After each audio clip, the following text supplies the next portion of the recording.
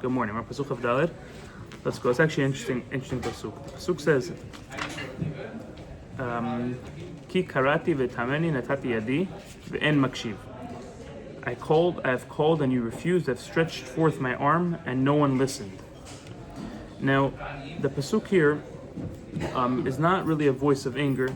It's a voice of heartbreak from HaKadosh Baruch Hu. HaKadosh Baruch Hu says, I called you, not just once, not just in one way. I called you through Torah, through life, through people around you, through the quiet, whispers in your own heart that HaKadosh Baruch Hu calls out to every single Jew at all times. And Hashem calls to every single Jew every single day. Now He calls in the moments when we feel inspired. When a pasuk, speaks to you directly, when you hear a class, it challenges to wake you up.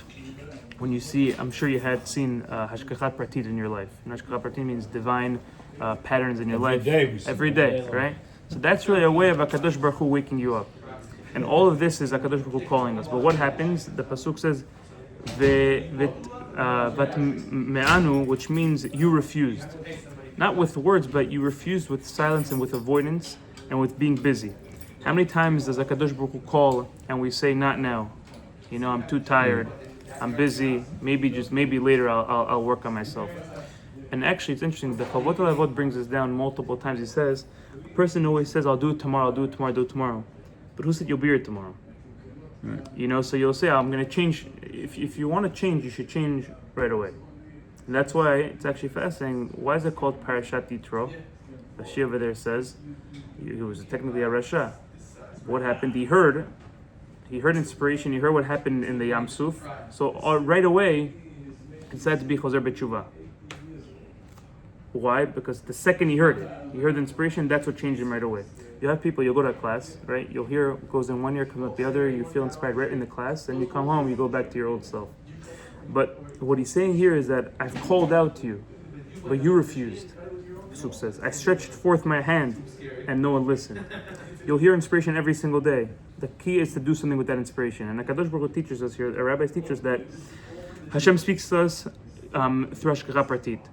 And every encounter, like we said, and every challenge, every delay that we have, or detour is a message.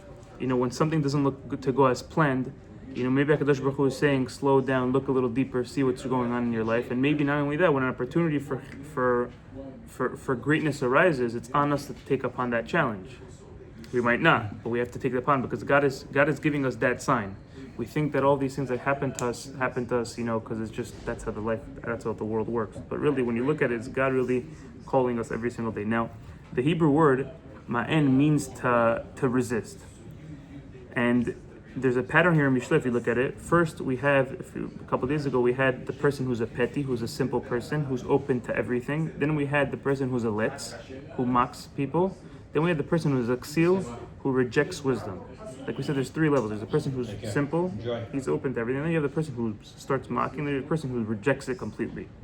Right. That's the levels. And here Shlomo shows the root. The root of all of this is really the concept of refusal.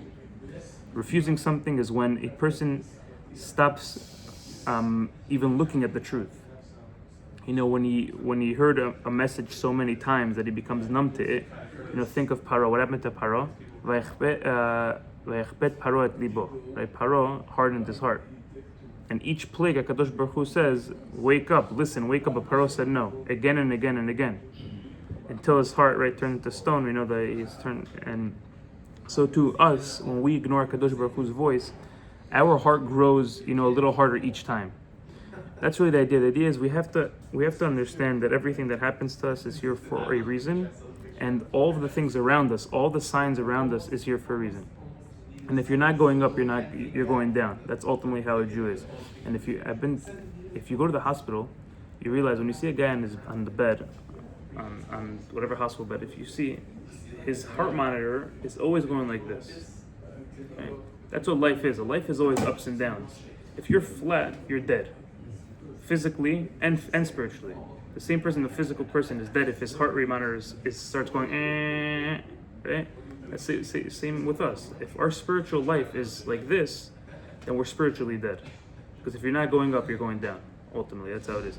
So then the pasuk says, Natati yadi, I stretched out my arm. Here's really the most important part of the pasuk. Hashem says, "I stretched out my arm to you." God is coming to you, and He's extending His arm to try to grab you. We tend to not even look at it because we're so used to it. We're so used to the blessings, then we take advantage of the blessings, right?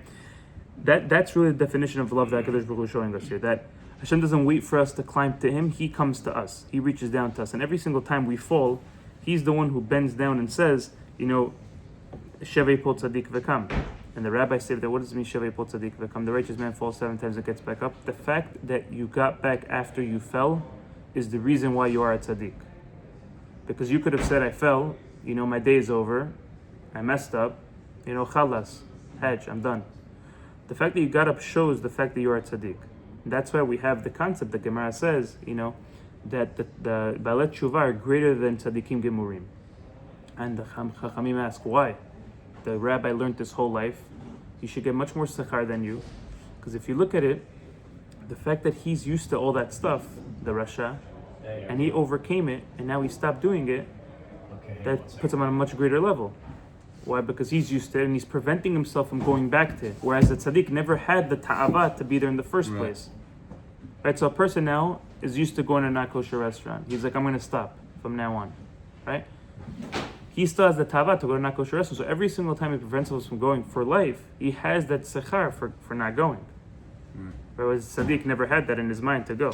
Because, that's what you have to look at it as. And the pasuk, later on, if you realize, he's not really describing evil, he's describing the disconnection between us and HaKadosh Baruch Hu. People not listening, not because they hate God, it's because their lives are too full of their own noise in life, right? We tend to look at things around us as our priorities.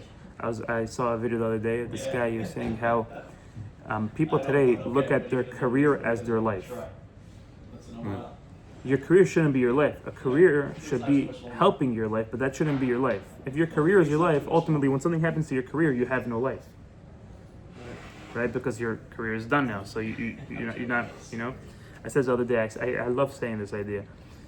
Why does a person go to work? To provide for his family. What's the point of providing for your family? Make them happy. Now a person goes to work, he's working a long day, he comes home upset because he didn't have a good day at work.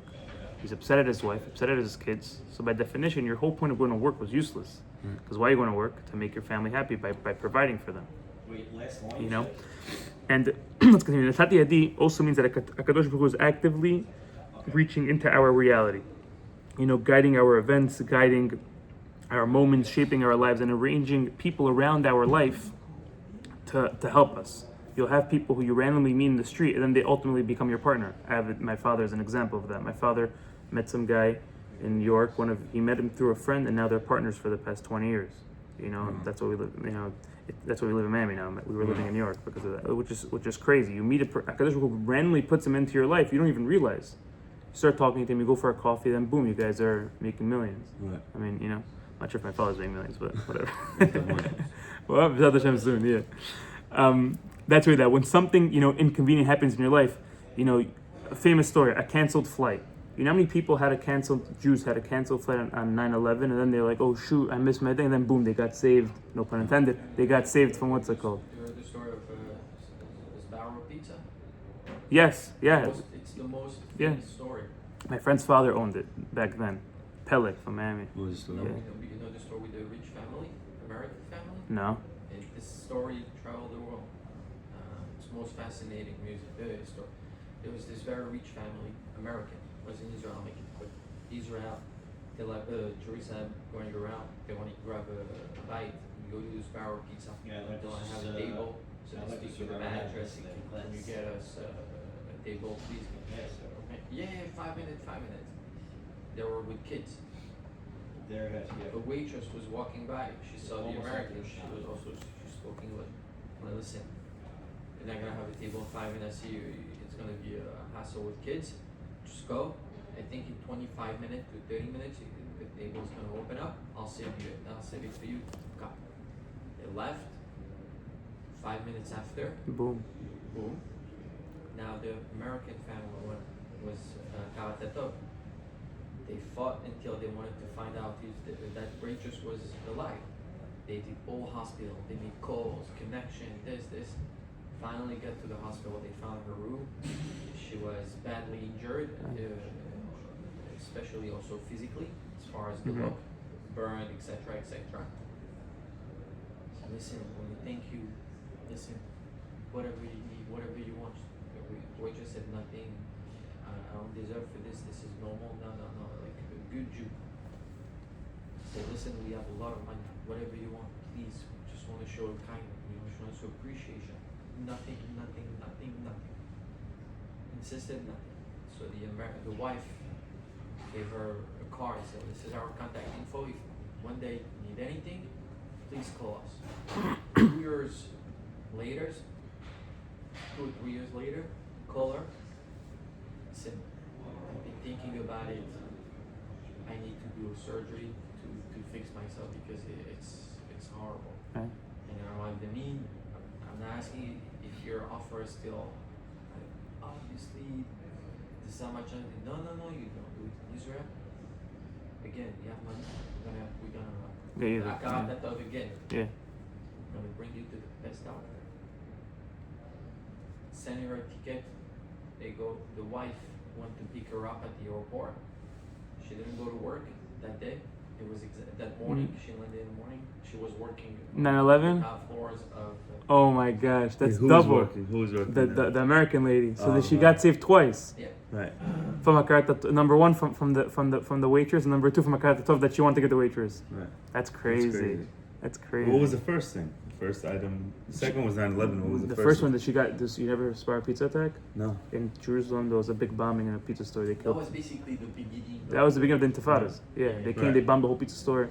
Crazy. That's the point of. That was a breaking point over That's there. Yeah, insane. it's crazy. Double. She got saved though. That's nuts. That's nuts. Wow. So we see from here, when something in life, when something in your life repeats, right? You should pay attention. You know, Hakadosh Baruch Hu calls us through these patterns. You know, it's the same mess. If the same message keeps coming, you know, don't ignore it because Hakadosh Baruch Hu is really talking to you. And that's number one. Number two, from this pasuk we learn now is when inspiration strikes you, act immediately. The Tzara's greatest trick is to say later. Meaning Hakadosh Baruch Hu say, Hakadosh Baruch Hu will be with you later. It's fine. You can do it later, but do it right now. Create moments in your life to hear Hakadosh Baruch Hu. You know, learn Torah daily. You know, talk to him in your own words, not just your own, not just tefillah. Talk to him. Have a conversation with him like he's your friend. You know, and remember that the last thing is that remember that Hakadosh Baruch Hu's hands is always stretched out to you, and he's always waiting for you to come. You know, every Jew has moments when Hakadosh Baruch Hu calls him to his own self, come closer. You know, I miss you. I want you to come close to me. Come back to me. Now, the whisper that Hakadosh Baruch Hu is giving to you might come through a hardship. It might come through a random person in the street. It might come through a tefillah. It might come through, you know, something that you learned that just hit you. And that's Hakadosh Baruch Hu telling you that I'm here for you. Come back to me. And right now in Israel, you're having a big Come back, Rabbi. to get close to me. Whatever way you want to get close to God, that's the way. Just come back to me. I want to build a relationship with you. That's what the Gemara talks about this all the time. But it doesn't necessarily mean that this happened on someone who's far away from God. It happens to everyone. Happens to everyone. You'll have, and it's happening now in Israel a lot. After October 7th, there's a massive move of people becoming religious, and they're asking why. And a lot of them, it's actually a big zechut in the hostages because they said, most of them said that the only thing that helped them in captivity was the religion. And all these not religious kids are saying, you know, if that person was in a dungeon underground and he still fasted on Tisha B'Av, still kept Yom Kippur, you know, one of the girls that said she lit Hanukkah candles. I don't know how she did, but she lit it. You know, if they did it then, and I have a free life now, I should for sure do it. You know, that's really understanding that we have a freedom of, we could do whatever we want.